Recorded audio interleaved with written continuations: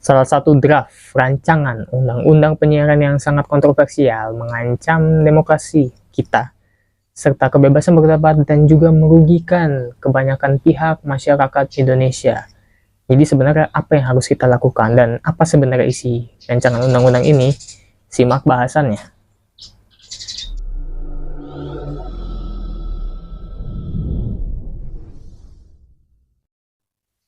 Halo semua, balik lagi dengan gua Mikael Effendi di channel ini.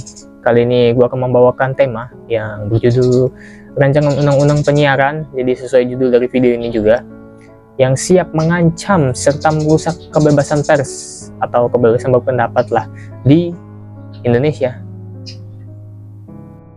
Rancangan undang-undang ini memiliki banyak masalah tentunya dan banyak kontroversi juga ya, udah kelihatan juga.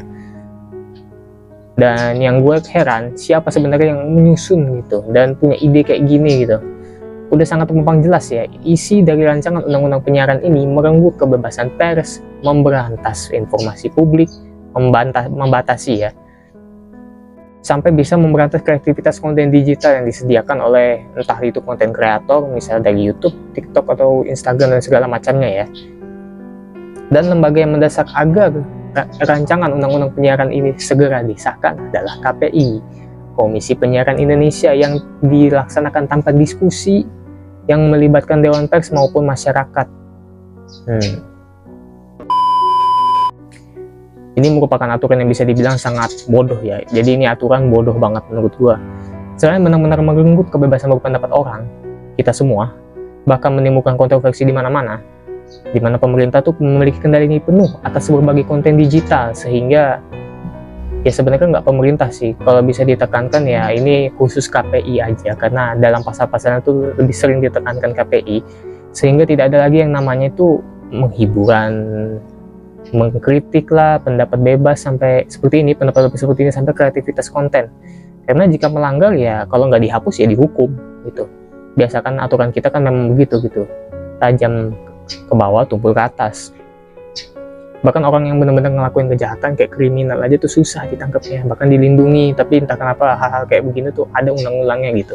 Jadi sengaja banget ingin memenjarakan masyarakat kita, sengaja banget ingin membatasi kebebasan berpendapat kita sebagai warga negara mereka sendiri. Draft rancangan undang-undang ini merupakan revisi dari Undang-Undang Penyiaran Nomor 32 Tahun 2002. Dan ada beberapa pasal yang akan gue sampaikan yang bisa dibilang mengandung kontroversinya lah ya. Jadi ini dikutip dari nationaltempo.com. Pertama, pasal 8A huruf Q. Nah, dalam pasal 8A huruf Q berisi bahwa KPI dalam menjalankan tugas berwenang menyelesaikan sengketa jurnalistik khusus di bidang penyiaran. Aturan ini nggak masuk akal karena tumpang tindih dengan UU nomor 40 tahun 1999 tentang pers, yang menyebutkan bahwa sengketa pers harusnya diselesaikan oleh Dewan Pers, yang memang ranahnya tuh di situ. Tugas mereka itu begitu. Adanya pertentangan atau tumpang tindih ini membuktikan bahwa pasal ini sebenarnya memberikan wewenang aja kepada KPI, di mana hal ini seharusnya tidak pada tempatnya gitu, karena memang bukan ranah mereka, bukan kerjaan mereka gitu. Jadi apa gunanya Dewan Pers kalau misalnya KPU ambil alih masalah ini gitu, KPI ambil alih masalah ini, jadi gunanya Dewan Pers itu apa gitu.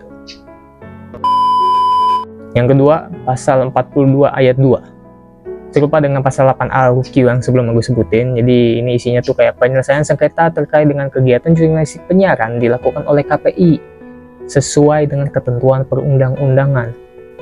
Sedangkan berdasarkan UU Pers, penyelesaian sengketa jurnalistik itu dilakukan oleh Dewan Pers seperti yang disebutkan dalam pasal sebelumnya itu. Jadi ya kelihatan banget kan kalau misalnya itu ada keberpihakan kepada KPI gitu. Pengambilan alih lah bahasa anunya ya.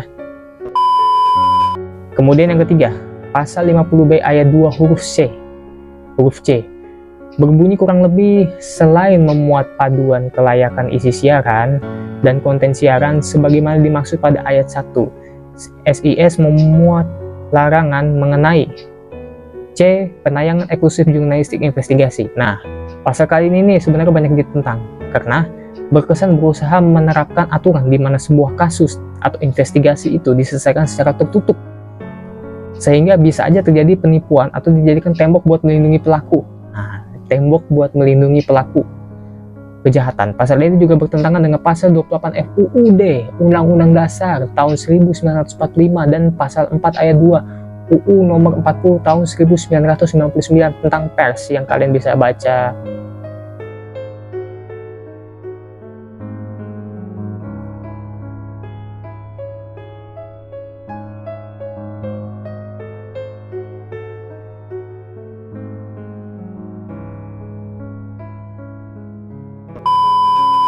Kemudian yang keempat, pasal 50B ayat 2 huruf K.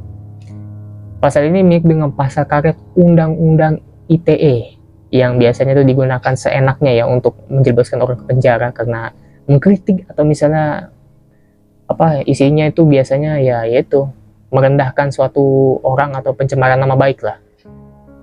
Isi dari pasal ini berbunyi, penayangan isi siaran ya, dan konten siaran yang mengandung berita bohong, fitnah, penghinaan, pencemaran nama baik, penodaan agama, kekerasan, dan radikalisme, terorisme. Seperti yang gue bilang tadi, mirip sama UU ITE lah ya bahasannya.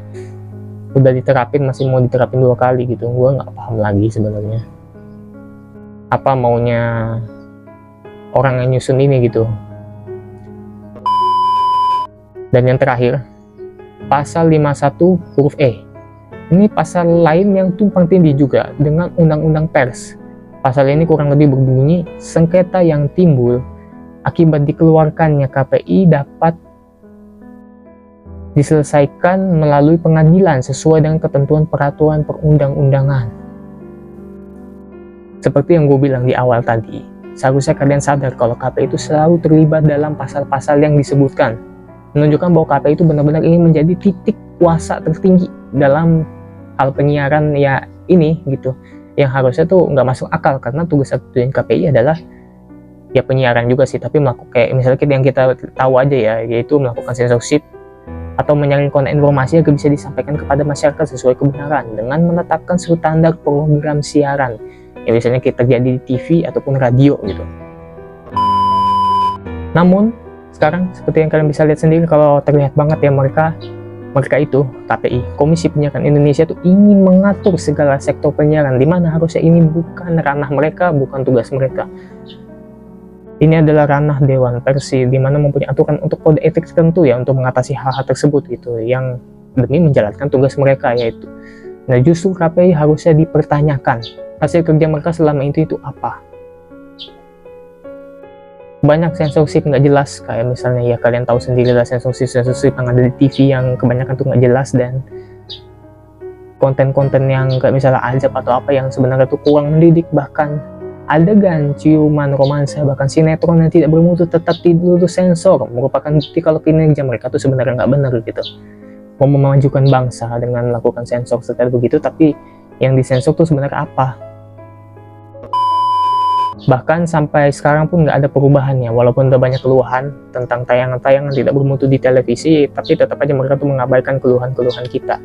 Sekarang ketika televisi bisa dibilang sudah mulai ditinggalkan lah ya, sudah mulai nggak selaku dulu lagi, karena orang lebih memilih nonton apa-apa tuh lewat HP, komputer atau apa yang lebih instan lah ya.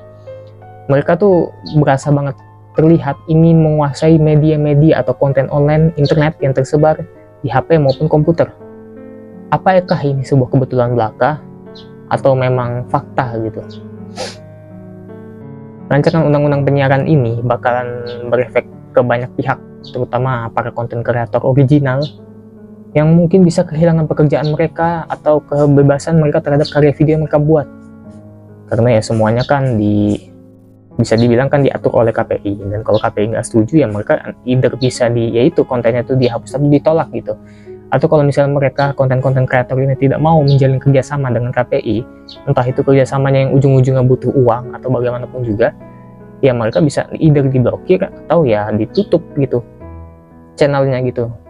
Jadi mereka tuh seolah-olah mengambil alih semua hal yang harusnya itu menjadi kebebasan setiap orang, terutama YouTube gitu. Dan harusnya YouTube juga pasti penolakan besar-besaran, karena sebelumnya mereka juga udah pernah nolak kan hal-hal kayak gini. Kenapa ya? Ini kelihatan banget kapitalisnya, jangan dimana ya itu kita bisa lihat sendiri KPI itu ingin banget menguasai konten-konten digital yang dengan alasan agar menghentikan berita hoax, agar menghentikan konten-konten tidak bermutu, padahal mereka sendiri yang menyajikan konten-konten tidak bermutu itu di televisi gitu. Sekarang mereka mau seolah-olah membawa kita tuh, mendikte kita kalau kita yang salah. Jadi jangan heran kalau nanti ada banyak konten agenda politik pemerintahan yang sengaja ditaruh gitu, yang tersebar, dan banyak kasus-kasus penting yang harusnya tuh diberitakan atau diungkap faktanya lewat mungkin investigasi, itu dilakukan di balik layar dan nggak ada istilahnya dokumentasi umumnya lah ya, seperti video gitu, karena ya siapa tahu mungkin mereka memang ingin menutup-nutupinya demi keuntungan mereka sendiri gitu. Jadi ya marilah kita kawal rancangan undang-undang penyiaran ini, jangan sampai disahkan karena bakal banyak berdampak buruk terhadap demokrasi di negara kita ini. Jangan biarkan kebebasan kita tuh direnggut dengan alasan hukum dari pihak-pihak yang tidak bertanggung jawab mengatasnamakan ya hukum, karena kita nggak tahu apakah hal yang akan terjadi selanjutnya, kita nggak tahu. Jadi lebih baik kita tuh mengawal dan melihat bagaimana perkembangan undang-undang ini nanti. Kalau misalnya sampai disahkan, ya mau tidak mau kita harus protes besar-besaran gitu. Gue tidak ingin mendikte semua orang untuk melakukan demo, tapi kalian bisa cari cara tersendiri lah untuk gimana bisa biar undang-undang ini tuh nggak ditetapkan gitu. Entah itu nyerang lewat Instagram atau apa, tapi intinya ya kalau memang benar-benar ditetapkan dan mereka nggak mau dengerin kita, ya mau nggak mau kita melakukan hal-hal yang di luar sepantasnya gitu. Karena buat apa kita menuruti mereka kalau mereka tidak mau memberikan apa yang kita inginkan gitu, seolah-olah mereka tuh kayak tidak memberikan hak yang harusnya mereka berikan ke kita, dan mereka juga tidak melaksanakan kewajiban mereka sebagai lembaga instansi pemerintahan. Jadi mari kita kawal undang-undang ini, semoga tidak ditetapkan dan semoga ada perubahan besar-besaran, karena rancangan undang-undang ini menurut gue sangat bodoh, kan udah bilang dari awal. Jadi ya udah, mungkin itu aja, sekian dari gue, karena ini video juga mungkin bakalan kepanjangan. Jadi sekian, terima kasih, sampai jumpa di lain waktu, dan gue Mikael pamit undur diri, salam.